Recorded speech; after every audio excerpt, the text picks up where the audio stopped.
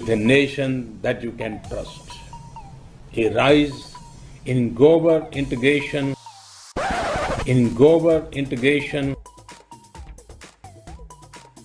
किसी छोटे से नगर में नाले के पास कोई चाय का ठेला लेकर के खड़ा रहता था और चाय बना करके बेचता था। अब कोई चाय बनाने की बात आती है तो मेरा ध्यान जरा जल्दी जाता है। उसने उस नाली में छोटी सी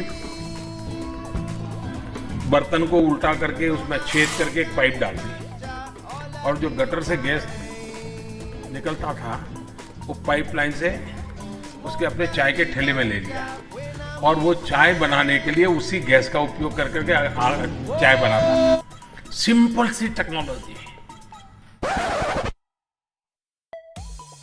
A plus B into bracket square. A plus B into bracket square.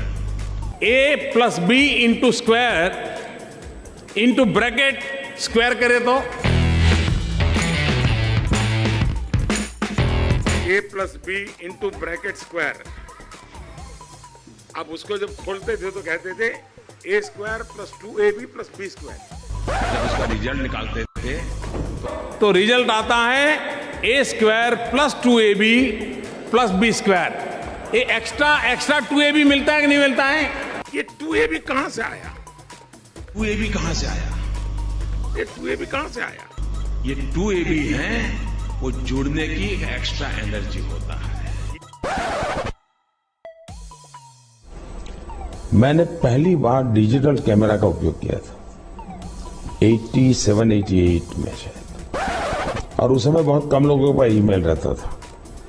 तो मेरे यहाँ विरमगाम तहसील में अडवाणी जी की सभा थी, तो मैंने वो डिजिटल कैमरा पर उनकी फोटो ली। तब डिजिटल कैमरा इतना बड़ा आता था, मेरे पास था उस समय।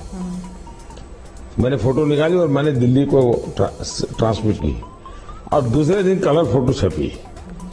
तो अडवाणी जी को बड़ा सरप्राइज हुआ कि दिल्ली में मेरी कलर फोटो आज की आज कैसे छपी। 31 मार्च 1986 को राजीव गांधी की सरकार में विदेश संचार निगम लिमिटेड VSNL का गठन होता है। भारत में गांधी जयंती के दिन 1991 में VSNL ने ईमेल यानी इलेक्ट्रॉनिक मेल लॉन्च किया और है किसी भी ईमेल के साथ पहला अटैचमेंट मार्च 1992 में भेजा गया था। ये अटैचमेंट एक तस्वीर थी। भेजने वाले का नाम नथानियल बोरेनस्टाइन था, जबकि बकौल वो अमेरिका के, जबकि बकौल मोदी वो 87-88 में फोटो अटैच कर दिल्ली भेज चुके थे और आडवाणी जी सरप्राइज हो चुके थे। इस लिहाज से प्रधानमंत्री ने भी ईमेल होने की बात गलत बताई। 87-88 में ईमेल से कैसे अटैचमेंट भेज दिया, जबकि ईमेल आया ही 1992 में है। So, how can you help and guide us to protect our pristine environment? देखिए, आज छोटे छोटे बालक भी क्लाइमेट चेंज और एनवायरनमेंट चेंज की चर्चा कर रहे हैं।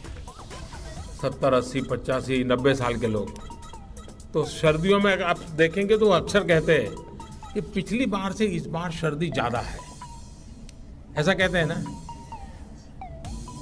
एक्चुअली सर्दी ज़्यादा नहीं है, उनकी उम्र बढ़ने के कारण उनकी सहने की शक्ति कम हो गई है। वैसे ही ये क्लाइमेट चेंज नहीं हुआ है, हम चेंज हो गए हैं। कि विंड एनर्जी की जो आपके टरबाइन्स हैं, जहां मॉइस्चर ज्यादा है वो हवा में से वाटर शक करके अगर क्लीन ड्रिंकिंग वाटर भी प्रोड्यूस कर सकें तो इधर विंड टरबाइन एनर्जी का भी काम करेगा और पीछे की तरफ से वो हवा में से मॉइस्चराइज एयर सक करके उसमें से पानी निकाल करके, तो टरबाइन एक प्रकार से गांव के ड्रिंकिंग वाटर की समस्या का समाधान कर सकता है। दूसरा मेरा सुझाव है कि हम हवा में से ऑक्सीजन सेपरेट कर सकते हैं इस टरबाइन के माध्यम से। तो एक विंड टरबाइन से ड्रिंकिंग वाटर भी मिल सकता है, ऑक्सीजन सप्लाई भी कर सकते हैं और एनर्जी भी हो सकती है। यानी 3 in 1